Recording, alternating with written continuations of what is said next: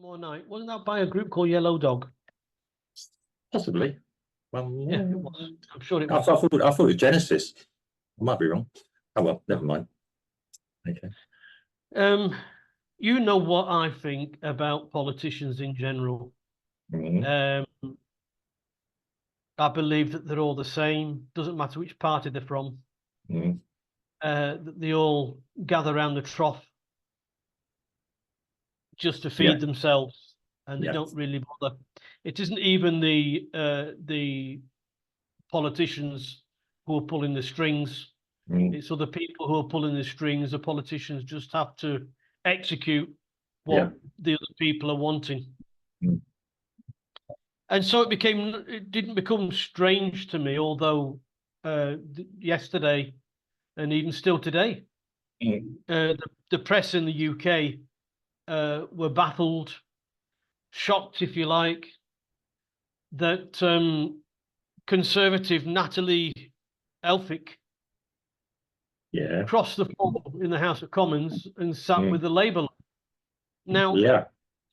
if you are a person unlike me who is parted who likes to stick with their parties, they're going to say, Mhm. well, this is that's a loss for Conservatives, that's a Mhm. gain for Labour. It Yeah. doesn't really matter. It doesn't matter. They're all in the same boat. They're all Mhm. trying to hang on to power. Why did she move to Labour? In theory, she's Yeah. just gone against everything that she believes in. Yeah. Everything she thinks about life, she's just gone against it. Mhm. And anybody who voted for her as a Conservative, she's betrayed just about Exactly. everybody. Yeah. But as the Conservatives are going to get trounced this year, Mhm. later on, she's jumped across the aisle to become a Labour MP. Mhm. So she can be re-elected as a Labour MP. I'm sure that Mhm. she's gonna think that the constituents are so stupid they're not going to realise that you know, it's Yeah. it's it's like a two-edged blade. It's either No. going to work really well, and Mhm. she's going to receive a hero's welcome Mhm. uh, by the Labour lot in her Yeah. constituency, Mhm. or she's going to be received as a traitor, as a Mhm. turncoat, if you like, and be rejected by everybody. Yeah. People have people have said that she did this because there was no chance of Sunak letting her become a Lord and go to the House of Lords. Mhm. She got more chance of what's his name, Starmer, Yeah. do So, this. Circuit Starmer. Yeah. Yeah. She's doing it to just thinking of herself. I mean, you're an MP. What is it? £87,000 a year they get, something like Something like that. yeah. Yeah. So it's something to be snidey about. It's something to do dirty tricks about because you want to keep eating at the trough. Mm. It's never enough. It's never enough. I, So they have I, it. I mm, believe that all politicians are the same. Doesn't matter which mm. party they're from. They're all just in it for themselves. Over I, to you. well, I agree with you. I Quickie. mean, when she did it, and I thought, oh, I'm going to do some principle, blah blah blah. Well, if you are, walk across, and I think you could still become. She could have gone and become an independent. She didn't have to join a party. Yeah, if she was doing it on principle, or maybe I would suggest there's two other parties she could have joined who were probably closer to her own principles, or maybe she tried to get in them and got refused. You're assuming there, Mark, that she's got principles.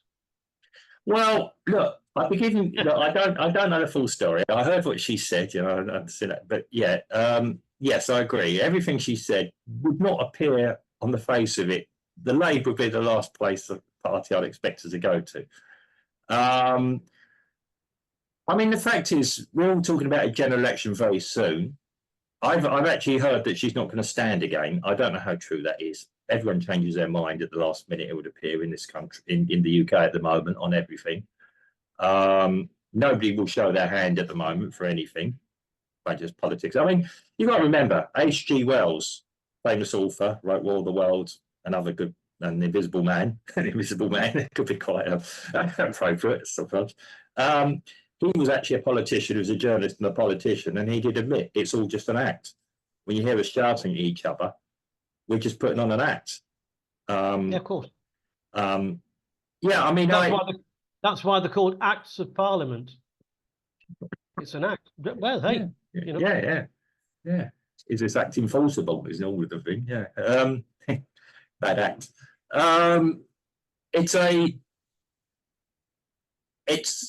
Yeah, I mean, okay, she's not the first one. She might not be the last one. The other parties, the lesser parties, are all having a field day over this. Yeah. Like I said, I'm surprised they're not there waiting to open arms, catch these ones that want to escape from where they are. I suspect they one of the other parties has also said we're looking at quality over quantity. Yeah, quality over quantity. Read into that well, that's not quite what he said, but paraphrasing. Yeah, we're being very selective whom we take, remembering, and it's getting back to you said, these people sitting there are the people that got the country into the mess in the first place. Why would you want to take them into your new But they didn't. The thing is that the people that are sitting there, like I said, they aren't the ones that make the decisions. No. Somebody makes the decisions a little bit higher up, as Liz Truss said. As Liz Truss said in a book, it's above the Prime Minister's head. Well, we know. It's above the Prime Minister's head. See, if it's above the Prime Minister's head, it comes down and they have to go through the throes of making it law. Yeah. Of making that decision law. Well, that's somebody has to make the legislation. Somebody has to, and then they, like I said, that's why they call it an act of parliament, because everybody's just going through the motions of making that decision, not made by individual MPs. Yes, we know that now. MPs are to defend their constituency. That's what I thought. Yeah. Well, that's on paper. That's what they're supposed to do.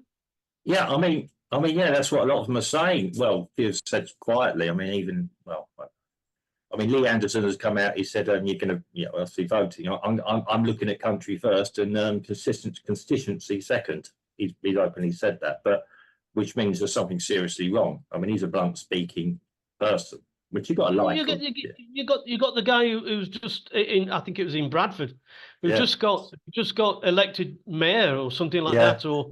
Yeah. And he said, "This is for Gaza. This is for the people of Gaza. What they got to do with it?"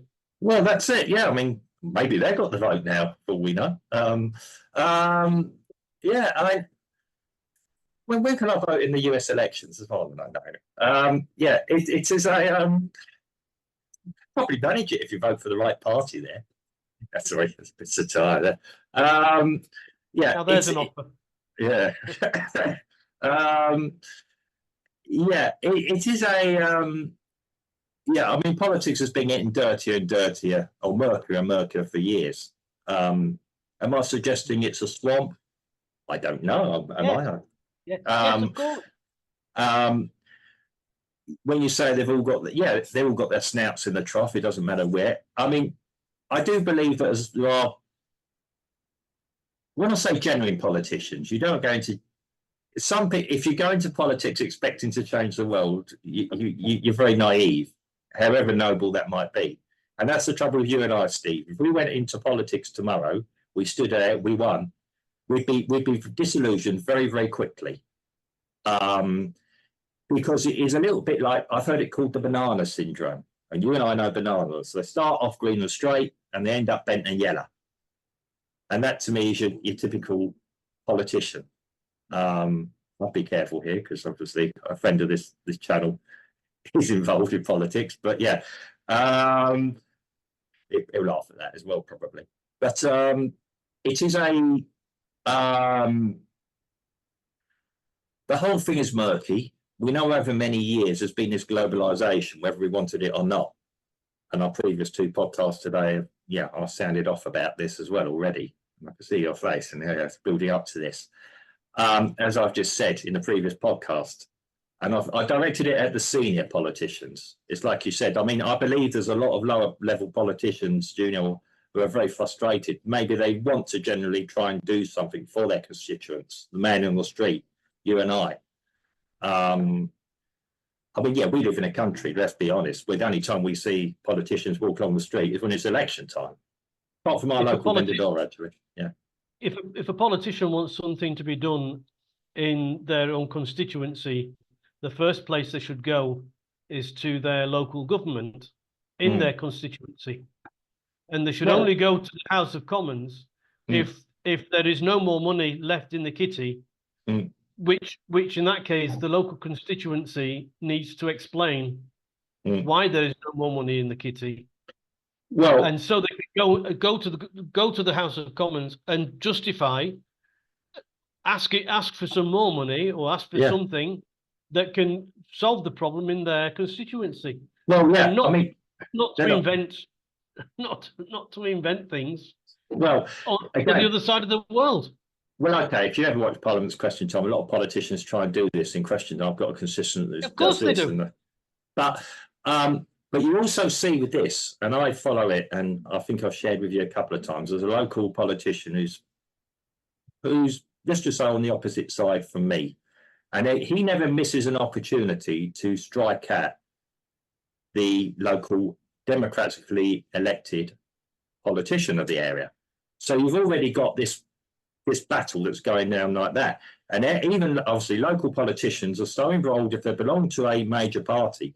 I'm cheering at the moment when I suddenly saw lots of independent local councillors being elected. We're waking up as a nation. We're seeing it. Britain is really great because you can be an independent politician for not a lot of money overall. You can actually easily fundraise it yourself. I think the only thing you're not allowed to do is take out a loan on it, but I'm not sure. You have to prove you've got that money. But yeah, where you can be. I'm cheering because I'm seeing more and more independents being elected. Now, sometimes these independents may not be totally independent, if you follow what I'm saying. But at least they don't have to toe the uni-party line in the UK. And when I'm saying uni-party, I'm going to say we are talking Conservative, Labour, Liberal Dem to a certain extent. It used to be the Greens outside that. They're pretty much tied in with the Lib Dems now.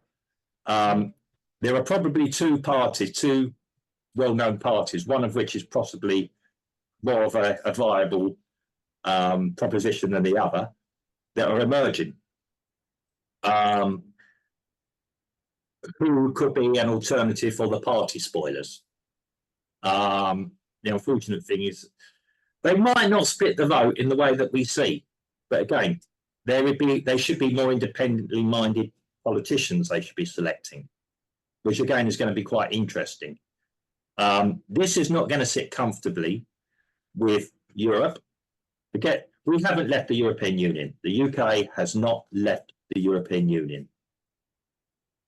Let's be honest, Steve. Yeah? What have you seen happen in the UK that indicates that the UK has left the European Union? Can you explain to me what you've seen that would convince me the fact it happened? Well, we need our passports to go to the European Union now. Okay. There are less Europeans coming to the UK.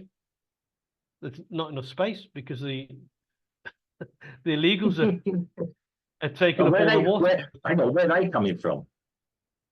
And if we're not part of the European Union, why isn't the Navy up and down the English Channel threatening French ships that are bringing them across? Well, look, once again, like I said, it doesn't matter.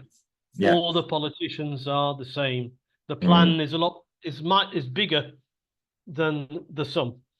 Yeah, that's the point I'm making. Yeah. Right. So we're still on the UK relationship with the EU. Yeah, we changed a little bit here. It is changed here. It's not that the UK is tagging on to the EU's apron strings. I would suggest it's pretty much the other way around. Yeah, sure. I mean, like it or hate it, who was the politician that flew to meet Zelensky? It was Boris Johnson, the leader of the UK, for all the wrong reasons, in my opinion. The most influential, representing the EU, effectively. So why can't the UK just take over the EU then, if we're going to play that game? So the thing about the boats going across, what's holding it all up is the European Court. Yeah. Which 4 or 5 years ago, Mr. Farage, our friend Mr. Farage, he said that we need to come out of the European Court, which the British government hasn't done and won't do, do. Why? Because all the politicians are all in it together. It's all one big happy family, and they're trying to keep the links together. We have left the European Union. We have, on paper, we have. Yeah. But, you know, however, just like the Irish wanted to have an open border. There was a huge scandal about that. Yeah. All of a sudden, the Irish want a closed border. Yeah. You know, well, that people didn't. Well, yeah, the Irish have always gone across the border, even in the darker days of and they always will. When you got a land border, people are always going to go across it anyway. Yeah, I know I did. Yeah. And I'm going to say, well, I mean, I'm just, well, okay, you're allowed to, but I mean, I'm going to say something controversial here. I still regard Northern Irish and Southern Irish as the same people, in effect. Yeah, of course they are. Whether or not I believe in the UK staying together and all that, I'll let the people of if the people of Northern Ireland wish to be part of the Southern Irish, we go to different topics, so be it. But there's always been a border. They've always crossed it. It would be impossible to do it. And the Irish actually used to enjoy smuggling stuff across, because that's very much in their nature, to poke one in the eye of the imperialist British, English. But I mean, the Irish have got problems in themselves as well. They are socially disillusioned with their politicians. Quelle surprise. Yeah.